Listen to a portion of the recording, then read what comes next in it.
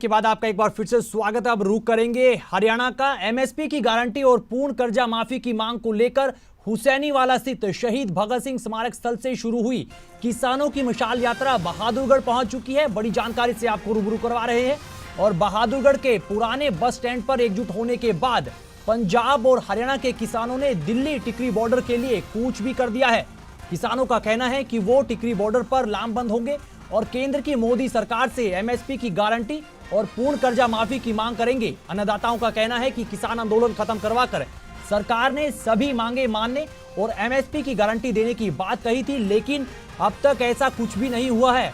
ऐसे में एक बार फिर देश का किसान टिकरी बॉर्डर पर पहुंचेगा और मोदी सरकार से एमएसपी की गारंटी और पूर्ण कर्जा माफी की मांग करेगा।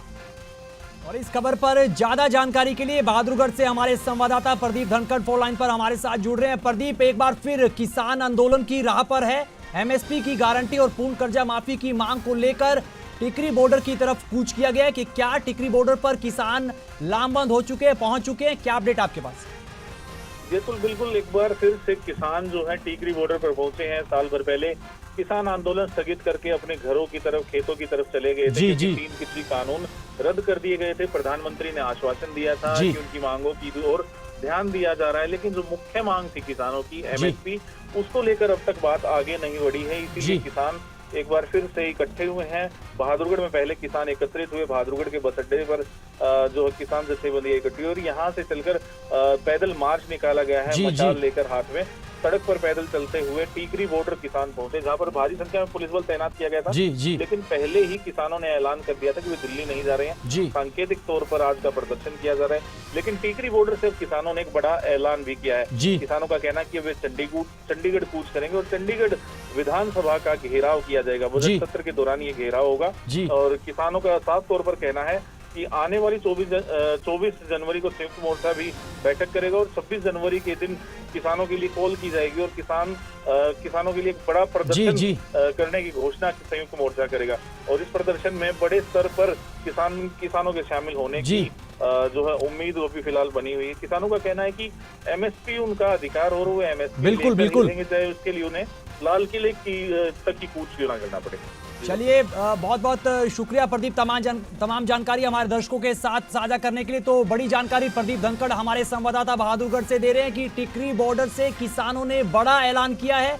अब विधानसभा का घेराव करेंगे किसान और विधानसभा जो बजट सत्र आगामी यहाँ पर आने वाला है, शीतकालीन सत्र चलने वाला है विधानसभा का, उसी के मद्देनजर यहाँ पर किसान घेराबंदी करेंगे विधानसभा की और अपनी जो मांग है एमएसपी की गारंटी, साथ ही पूर्ण कर्जा माफी की मांग को लेकर यहाँ पर अपनी बात विधानसभा के समक्ष और विधायकों के समक्ष रखी जाएगी।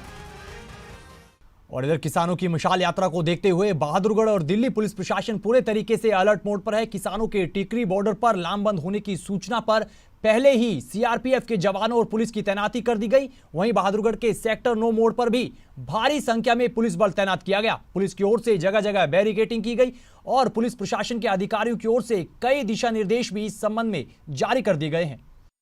एक यात्रा शुरू की थी फिरोजपुर पंजाब का जो जिला है हुसैनीवाला, जो गांव है बॉर्डर का गांव है पाकिस्तान के साथ लगता है, जहां शहीद आजम भगत सिंह राजगुरु सुखदेव का समाधि स्थल है। वहां से हमने एक मशाल लेके यात्रा शुरू की थी।